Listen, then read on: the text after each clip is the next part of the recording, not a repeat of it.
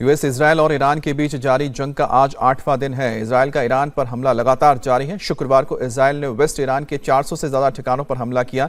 इनमें ballistic missile launcher, unmanned vehicle storage शामिल है। आईडीएफ ने हारोद इलाके में ईरानी डिफेंस सिस्टम ले जा रहे एक ट्रक को भी निशाना बनाया। इजरायल की तरफ से कहा गया है कि आईडीएफ ने बड़े पैमाने पर अभियान चलाते हुए सैकड़ों फाइटर जेट और भारी मात्रा में हथियारों का इस्तेमाल किया है। यूएस इजरायल हमलों में ईरान में अब तक 1332 की मौत हो चुकी है, जबकि हजारों लोग घायल हैं। 28 फरवरी से अब तक ईरान पर करीब 1300 से ज़्यादा हमले हो चुके हैं। इजरायल का दावा है कि ईरान में 300 मिसाइल लॉन्चर तबाह हो चुके हैं। हमलों की वजह से ईरान में कई जगह पानी बिजली सप्लाई ठप है। तो इजरायल और अमेरिका के हमले में बताया जा रहा है 1300 से ज़्यादा लोगों की अब तक जान जा चुकी है और कल के हमले में करीब 400 टारगेट्स को निशाना बनाया गया और 400 जगहों पर हमले किए गए हैं।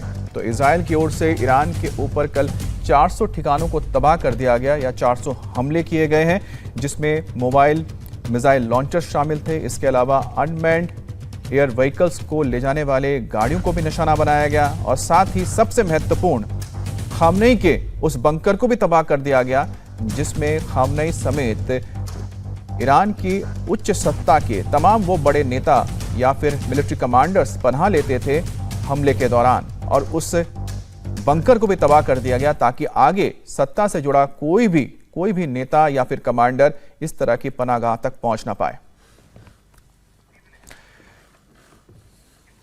मिडिल ईस्ट के जंग में 8वें दिन इजरायल के फाइटर जेट्स ने तेहरान में जबरदस्त बमबारी की। पश्चिमी तेहरान के कई इलाकों में जोरदार धमाकों की आवाज सुनाई दी है। इन धमाकों के बाद आग की लपटें उठती दिखी हैं। राष्ट्रपति ट्रंप ने ईरान को बिना शर्त सरेंडर करने की चेतावनी दी है। इसके बाद इजरायल ने तेहरान और इसके आसपास हमले तेज कर दिए।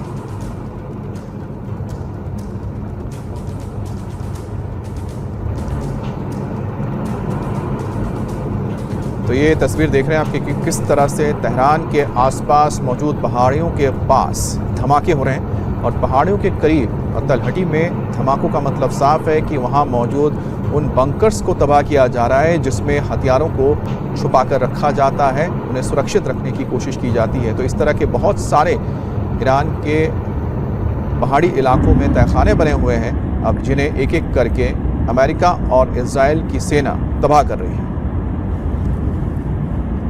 तो एक बार फिर से आप देखिए तस्वीरों में किस तरह से धमाके के बाद काले धुएं का ये गुबार उठता हुआ दिख रहा है और ये शहर के बीचों बीच धमाका आप देख रहे हैं। और यहाँ पर भी कोई जानकारी मिली होगी अमेरिका या फिर इजरायल को कि यहाँ पर कोई बड़ा बंकर बना हुआ है ज़मीन के नीचे और ऊपर इमारत है, और यही वजह है कि इस तरह के हमले किए जा रहे हैं ताकि इन बंकर्स को तबाह किया जा सके, जहाँ से ईरान की फ़ौज या फिर वहाँ के सत्ताधारी लोग इस पूरी जंग को निर्देशित कर रहे हैं।